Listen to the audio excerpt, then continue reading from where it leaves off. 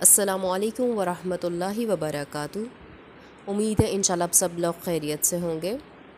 انشاءاللہ آج ہم ایک اور نئی سیریز کا آغاز کر رہے ہیں اور وہ ہیں صحابہ کے مختصر حالات اور واقعات، کیونکہ یہی ہمارے لیے مشعل راہ ہیں۔ آج انشاءاللہ ہم سعید بن عامر رضی اللہ عنہ کے بارے میں دیکھتے ہیں۔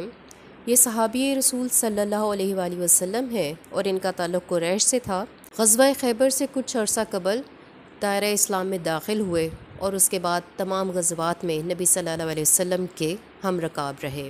زہد، تقوی اور پرہیزگاری میں بہت اعلیٰ مقام رکھتے تھے، اور ان کی وفات بعض روایات کے مطابق 19 ہجری میں، جبکہ بعض روایات کے مطابق 21 ہجری میں 40 برس کی عمر میں ہوئی۔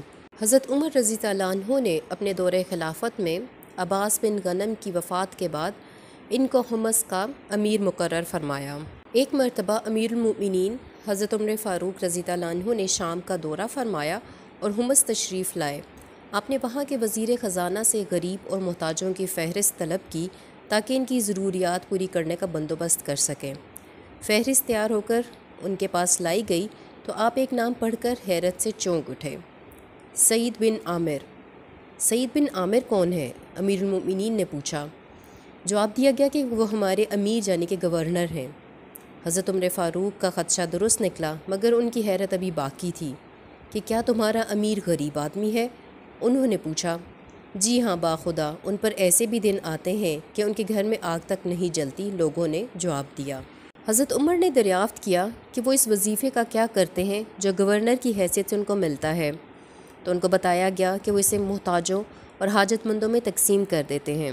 گو کہ حضرت عمر فاروق رضی اللہ عنہ کی قناعت اور دنیا سے بے نیازی بہت مشہور تھی، مگر سعید رضی اللہ عنہ ان سے بھی بازی لے گئے۔ سیدنا عمر رضی اللہ عنہ ان کا یہ حال سن کر رونے لگے اور آپ کی داڑھی آنسوؤں سے تر ہو گئی۔ پھر آپ نے 1000 دینار کی تھیلی سعید کے پاس بھیجی اور کہلوایا کہ یہ مال آپ کی ضرورت کے لیے ہے۔ سعید رضی اللہ عنہ نے تھیلی کھولی تو اس میں دینار تھے۔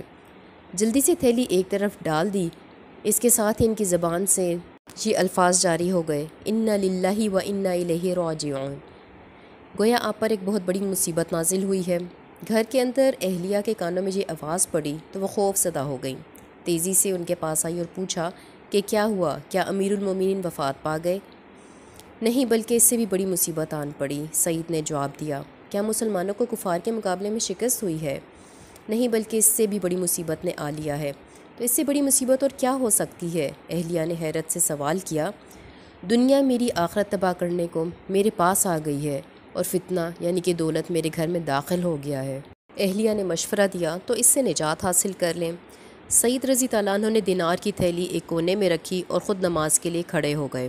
ساری رات عبادت میں گزاری۔ صبح ہوئی تو اسلامی فوج کو وہاں سے گزرتے پایا۔ انہوں نے تھیلی اٹھائی اور اس فوج کے حوالے کر دی۔ یہ تھے سعید بن عامر، انتہائی عابد اور زاہد شخص اور مثالی گورنر۔ انہیں دنیا اور اس کی دلکشی سے کچھ غرض نہ تھی، ان کی ساری توجہ کا مرکز مرنے کے بعد آنے والی زندگی تھا۔ وہ اپنا ہر لمحہ آخرت کی تیاری میں صرف کرتے تھے۔ ان کی خواہش تھی کہ وہ اس دنیا کا کم سے کم بوجھ اپنے ساتھ لے کر جائیں۔ حمص کا امیر بننے سے پہلے سعید مدینے کے ایک گوشے میں خاموشی کے ساتھ زندگی گزار رہے تھے کہ حمص کے گورنر ایاز بن غنم وفات پا گئے۔ حضرت عمر رضی اللہ عنہ کو اس ذمہ داری کے لیے کسی موزوں شخص کی تلاش ہوئی۔ آپ کی جوہر شناس نگاہیں سعید پر پڑیں اور آپ نے انہیں بلا بھیجا۔ سعید آئے تو حضرت عمر رضی اللہ عنہ نے ان سے کہا کہ سعید، میں حمص کی ذمہ داری تمہیں سونپ رہا ہوں۔ حضرت سعید رضی اللہ عنہ نے یہ بات سنی تو انہوں نے کہا کہ عمر، میں آپ کو اللہ تعالیٰ کی قسم دیتا ہوں کہ مجھے دنیا کی طرف مائل نہ کریں۔ تو حضرت عمر ان کی بات سن کر غصے میں آ گئے اور فرمایا، تم لوگوں کا برا ہو، تم نے یہ بوجھ یعنی کہ خلافت میری گردن پر ڈال دی ہے اور اب خود اس سے بچنا چاہتے ہو، باخدا میں تمہیں ہرگز نہیں چھوڑوں گا۔ حضرت سعید نے اس ذمہ داری سے بچنے کی بہت کوشش کی، مگر حضرت عمر نے ان کی ایک نہ سنی اور انہیں حمص کا گورنر مقرر کر دیا۔ پھر ان سے پوچھا کہ تمہارے لیے روزی کا سامان کر دیا جائے گا۔ سعید رضی اللہ عنہ نے جواب دیا، امیر المؤمنین، میں اس کا کیا کروں گا؟ بیت المال سے ملنے والا وظیفہ بھی میری ضروریات سے زائد ہے۔ سعید نے کہا کہ اس نئی ذمہ داری کے خوف سے ان کی آنکھوں میں آنسو تیر رہے تھے، مگر وہ پھر حمص چلے گئے۔ حمص کے لوگ اہل کوفہ کی مانند تھے، وہ حکومت کے ذمہ داروں کی آئے دن شکایات کرتے رہتے تھے۔ اسی بنا پر حمص چھوٹا کوفہ کہلاتا تھا۔ ایک دفعہ حمص سے چند لوگ مدینہ آئے اور سیدنا عمر رضی اللہ عنہ کی خدمت میں سعید رضی اللہ عنہ کے خلاف 4 شکایات پیش کی۔ نمبر 1، جب تک کافی دن نہیں چڑھ آتا وہ گھر سے نہیں نکلتے۔ نمبر 2، رات کے وقت کسی کو جواب نہیں دیتے۔ نمبر 3، مہینے میں ایک دن گھر سے بالکل باہر ہی نہیں نکلتے۔ اور نمبر 4، کبھی کبھی انہیں جنون کے دورے پڑتے ہیں۔ حضرت عمر رضی اللہ عنہ اپنے گورنروں پر کڑی نظر رکھتے تھے اور ان کے بارے میں ذرا سی شکایت ملتی تو فوراً جواب طلبی فرماتے۔ چنانچہ سعید رضی اللہ عنہ کے خلاف شکایات پا کر آپ نے انہیں تحقیقات کے لیے طلب کر لیا۔ سعید رضی اللہ عنہ مدینے پہنچے تو ہاتھ میں عصا تھا اور ایک پیالہ کندھے پر تھا۔ حضرت عمر فاروق انہیں اس حال میں دیکھ کر حیرت زدہ رہ گئے۔ بس یہی سامان ہے آپ کے پاس؟ انہوں نے پوچھا۔ امیر المومنین، اس سے زیادہ ضرورت بھی کیا ہے؟ پیالے میں کھاتا ہوں اور عصا پر زاد راہ لٹکا لیتا ہوں، سعید نے جواب دیا۔ حضرت عمر نے اہل حمص کی شکایات کے بارے میں پوچھا تو سعید اس بارے میں آپ کیا کہتے ہیں؟ سعید رضی اللہ عنہ تھوڑی دیر خاموش رہے، پھر کہنے لگے، امیر المومنین، اللہ کی قسم میں ان باتوں کا ذکر پسند نہیں کرتا، مگر اب اس کے سوا کوئی چارہ نہیں۔ بات یہ ہے کہ میرے گھر والوں کے پاس کوئی خادم نہیں۔ میں ہر صبح اٹھتا ہوں، ان کے لیے آٹا گوندتا ہوں، پھر آٹے میں خمیر اٹھنے کا انتظار کرتا ہوں، اس کے بعد ان کے لیے روٹی پکاتا ہوں، پھر نہا دھو کر لوگوں کے پاس باہر نکلتا ہوں۔ رہا رات کے وقت کا جواب نہ دینے کا معاملہ، تو دن تو میں نے لوگوں کے لیے چھوڑ رکھا ہے اور رات اللہ تعالیٰ کی عبادت کے لیے۔ امیر المومنین، میرے پاس کوئی خادم نہیں اور نہ ہی ان کپڑوں کے سوا جو کہ میں نے پہن رکھے ہیں کوئی اور لباس ہے۔ میں مہینے میں ایک مرتبہ انہیں دھوتا ہوں، پھر ان کے سوکھنے کا انتظار کرتا ہوں اور پھر دن کے بالکل اختتام پر باہر نکلتا ہوں۔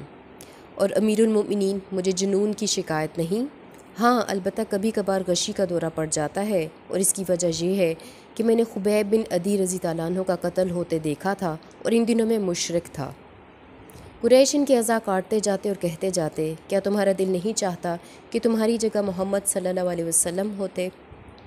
خبیب کا جواب تھا، اللہ کی قسم مجھے یہ بھی پسند نہیں کہ میں اپنے بال بچوں کے درمیان امن و امان سے رہوں اور محمد صلی اللہ علیہ وسلم کو ایک کانٹا بھی چبھ جائے۔ باخدا یہ بات مجھے آج بھی یاد آتی ہے اور میں سوچتا ہوں کہ میں نے خبیب کی مدد کیوں نہ کی۔ میں سمجھتا ہوں کہ اللہ تعالیٰ مجھے معاف نہیں کریں گے اور مجھ پر غشی طاری ہو جاتی ہے۔ سعید رضی اللہ عنہ کے جوابات سن کر حضرت عمر رضی اللہ عنہ کا چہرہ خوشی سے تمتما اٹھا۔ انہوں نے دل ہی دل میں اللہ کا شکر ادا کیا کہ سعید کے بارے میں میرا گمان درست نکلا۔ پھر انہوں نے سعید رضی اللہ عنہ سے کہا کہ آپ واپس حمص چلے جائیں۔ حضرت سعید رضی اللہ عنہ نے امیر المؤمنین سے درخواست کی کہ مجھے امارت کے سپورٹ سے اب نجات دلا دیں، لیکن حضرت عمر رضی اللہ عنہ نے ان کی یہ درخواست رد کر دی اور انہوں نے کہا کہ ہرگز نہیں، ہرگز نہیں، باخدا تمہیں ضرور جانا ہوگا، تمہارے جیسا غمخوار اہل حمص کو کبھی نہیں مل سکے گا۔ لہٰذا سعید رضی اللہ عنہ واپس حمص لوٹ آئے۔